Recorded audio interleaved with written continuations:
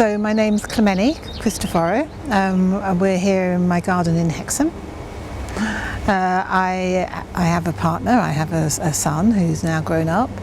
I work in the arts, so I work in Newcastle with a base in Newcastle and a base in Cyprus. So we work on transnational programmes, usually around a theme of social justice. So currently working on a programme that looks at European colonialism with partners across Europe and Ghana and Chile, and about to start a project looking at artists' interventions in community garden spaces, so how allotments are used as a space for community.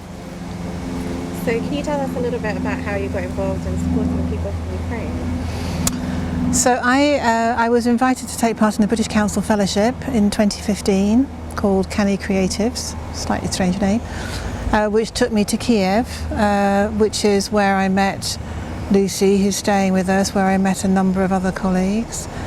That was the beginning of a relationship. So from there we had a number of projects that we did. Lucy came to the UK, I went back to Ukraine 3 or 4 times, working with the British Council in the beginning of the Creative Europe programme there, which took me to several training moments across Ukraine. So I had the chance to go beyond Kiev and to go to Kharkiv and to Dnipro and to Zaporizhia and to the one that I always find slightly hard to pronounce, Khmelnytskyi.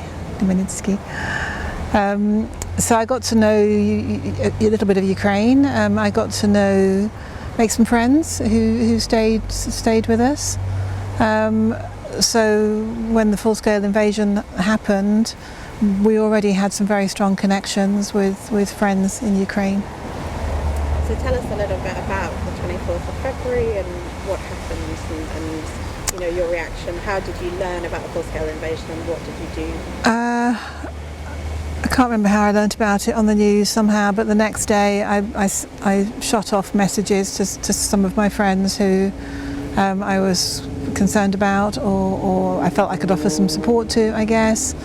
Or women, some with kids, some without. Just tracking it, so from there we just tracked the friends that we had, trying to understand what we could do. Our situation at work was, I guess, slightly different because we had a professional relationship with people.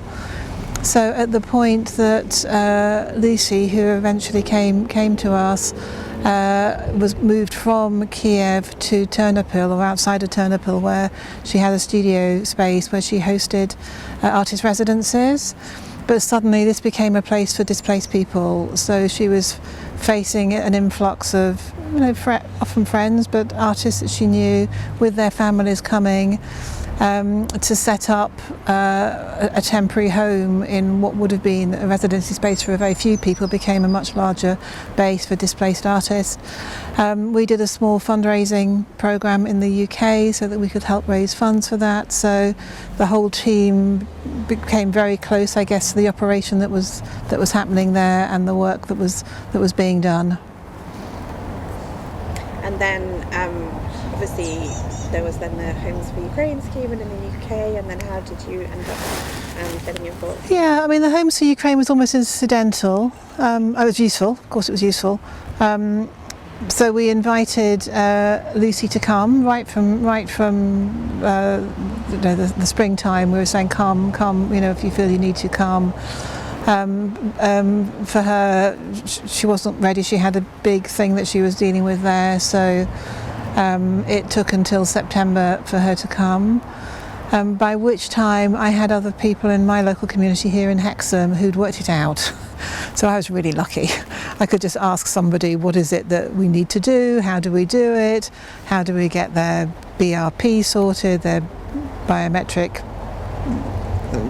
residency permit, forget the words, etc. So for us it felt like it was very straightforward. I had no issues. I felt very lucky that we had the support that we had to do that locally. Yeah. So how did you connect to that network locally? Were they people that you knew? People that we knew, absolutely people that we knew. So Hexham's quite a small town. It's got quite a strong arts contingent, and I guess we form part of that. So it felt that within the arts there are a number of people wanting to support Ukrainians who had been displaced. So it felt fairly organic. Sarah, who's a good friend of mine, she's been very active in being able to help support programs happen, much better than I have, but being able to find moments to bring Ukrainian artists and UK artists together, which has been lovely.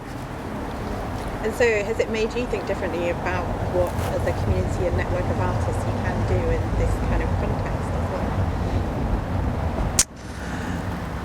Yes, I guess so. We as an organisation work with Artists in Exile anyway. We have quite a long programme. We have a studio which is part of a studio sanctuary process. So we are often working with artists who are displaced.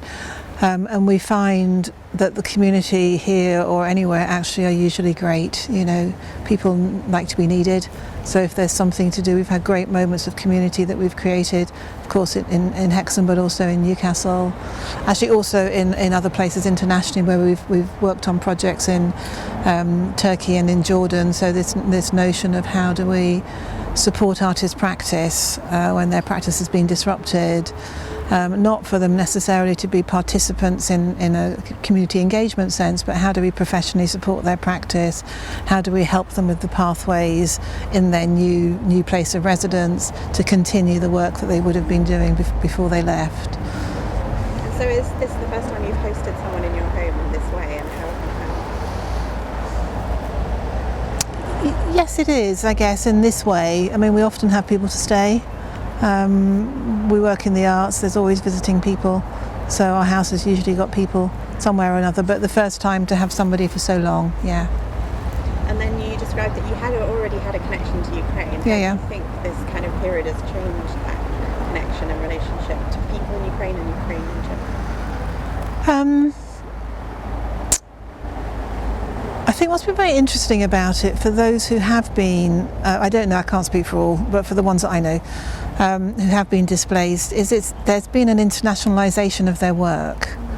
So people have been dispersed to, of course, to the countries that are neighbouring Ukraine, but also to New Zealand, to America, to here in the UK, to Cyprus. So there's suddenly this huge international network that's developed that it's really interesting. So if you want to start a project, for example, one of the projects that we're working on now, it's going to be working in Cyprus and Ukraine and Spain.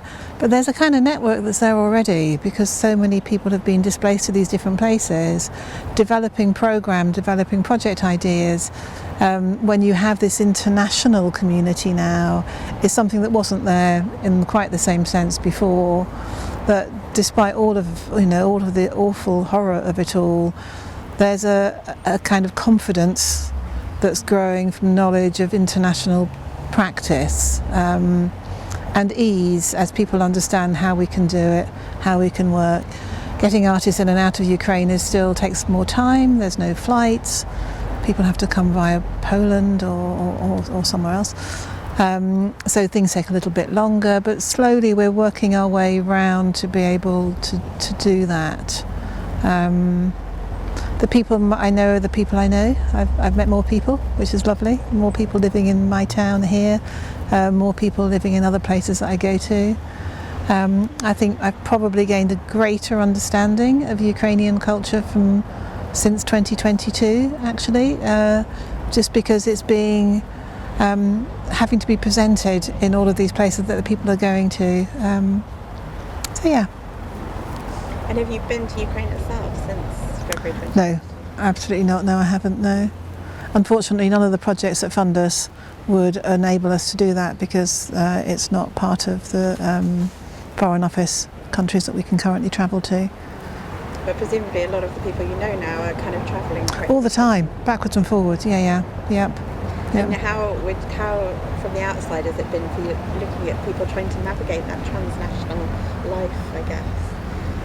I can't talk about everybody, I really can't. And I feel a little uncomfortable talking about Lucy without her being here. But from my experience from her, she's navigating it brilliantly, and she's often invited to present or to take part in programmes internationally. So having the UK as a base is useful for that. I think Svetlana often asks the question, I guess, about the future for Ukraine and people who have been displaced from Ukraine. And have you any thoughts or conversations with people about that? Obviously there's a lot of talk about ceasefires now and things, but people have settled and built lives in different ways. Yeah. So, my heritage, I come from a country, Cyprus, which was divided in 1974 in a war that's been frozen all that time. There's a buffer zone there with houses that were left in July 1974 that people can't come back to, with the imagination that you'll come back at some day. So I guess I think about this when I think about what's happening in Ukraine. There's an absolute desire for people to be able to go home, but the home that they've left is possibly different than the home that they would now go back to, whether it's in the occupied territories or not. The fact of displacement is huge. If any of us go and spend 2 or 3 years in another country, we would learn from that country, we would take from that country. There would be something about the ways of being in those countries that we take and carry with us to the next place. So in returning back anywhere, you're going to have that outsiderness. So being able to somehow embrace being an outsider is something that I would imagine would have to happen, because it's not going to be the same for you going back somewhere as it is for you if you'd not changed and you'd been there the whole time. I'm quite positive for the country of Ukraine. I think it's doing some really interesting things. I work in the cultural sector, so perhaps I would say that. I think there's some very interesting projects happening, some very interesting artists, very interesting organisations. I think in terms of where the state sits within that, it's got a lot stronger. So we are now seeing public funding for the arts in the way that we weren't previously. Cultural policies that are being shaped. So I'm kind of, certainly in my field, I'm feeling quite positive about what that looks like in the future, and for people returning.